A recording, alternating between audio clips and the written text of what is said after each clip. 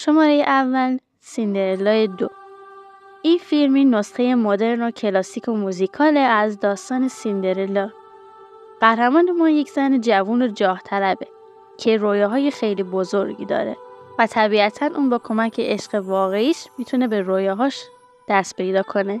شماره 2 کروئلا در مورد دختر جوانی به نام استلا که آرزو داره یک طراح لباس خیلی معروف بشه، اما زندگی به وفق مرادش پیش نمیره و اجازه نمیده که رویای استلا به واقعیت تبدیل بشه. درست 4 سال بعد، زمانی که استلا بی پول و تنها توی لندن زندگی میکنه، با 2 تا دزد آماتور به نام هوراس و جسپر آشنا میشه. شماره 3 مدرسه خیر و شر. گروهی از دخترها و پسرها به مدرسه‌ای برده میشن که عده‌ای برای تبهکار شدن آموزش میبینن توی مدرسه شر و عده‌ای هم برای خوب بودن توی مدرسه خیر. اینو بهتون پیشنهاد میکنم چون یه داستان خیلی خیلی جذاب داره. شماره 4 افسون شده. 10 سال از زندگی شاد و زیبای جیزل، رابرت و مورگان میگذره. حالا اونها همراه با هم به خونه جدیدی در مونروویل نقل مکان میکنن. اما این مکان تحت نظارت فردی به نام مالوینا مونروه که افکار پلیدی برای این خانواده داره. شماره 5 شعبده بازی 2. 3 زن جوان به طور تصادفی خواهران ساندرسون رو به دنیای امروزی میارن و باید پیدا کنن چجوری میشه جادوگرای کوچیک رو جلوشون رو بگیرن تا توی دنیا ویرانی به وجود نیارن.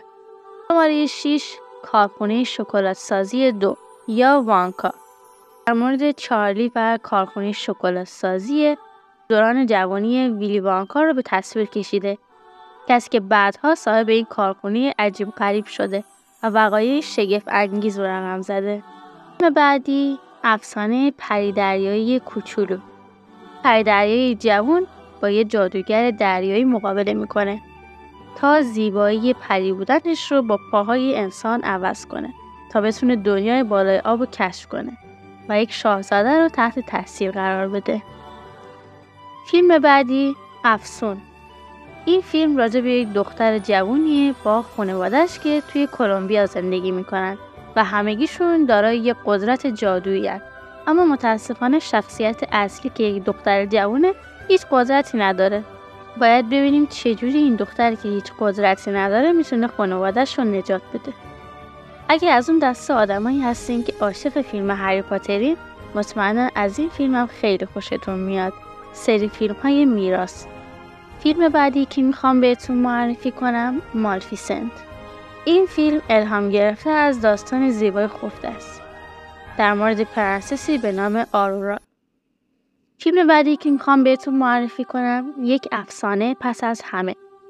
این فیلم درباره دختر نوجوان ترک شده ایه که زمانی که توی مدرسهش در حال نمایش عروسکیه به دنیایی از فانتزی ها و افسانه ها منتقل میشه.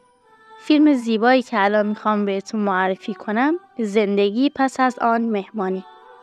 داستان درباره دختر جوونیه که روز تولد خودش میمیره و فرصتی دوباره به اون داده میشه تا اشتباهات خودش رو روی زمین جبران کنه. فیلم بعدی فیلمی از کره جنوبی، صدای جادو. یون آی یه دانش آموز دبیرستانیه که با کارهای پاره وقت خرج خودش و خواهرش رو در میاره. پدر و مادرش اونها رو ترک کردن و هیچ خبری از اونها نداره. این با وجود وضعیت مالی بد توی مدرسه جزو نفرات اوله. همکلاسی اون نایل دونگ همیشه در حال رقابت با یون آی در نمراته. یک روز یون آی توی یک شهر بازی متروکه با جادوگر مرموز لیول ملاقات میکنه. فیلم بعدی که میخوام بهتون معرفی کنم محصول کشور چینه. مار جهش یافته اعماق دریا. نامزد کینیو درباره شرکتی تحقیق میکنه و جون خودش رو از دست میده. کینیو شک نداره که شرکت توی مرگ نامزدش دست داره و میخواد حقیقت رو کشف کنه. فیلم بعدی جادوگران. این فیلم داستان پسر جوانی رو به تصویر میکشه که توی سال 1967 به همراه مادر بزرگش به شهر دورافتاده‌ای در آلاباما نقل مکان میکنه. پسرک و مادر بزرگش اونجا خودشون رو در مقابل جادوگرانی به رهبری جادوگر اعظم میبینن که میخوان بچهای شهر رو به موش تبدیل کنن. افسانه بعدی فندق شکن و چاقال قلمرو.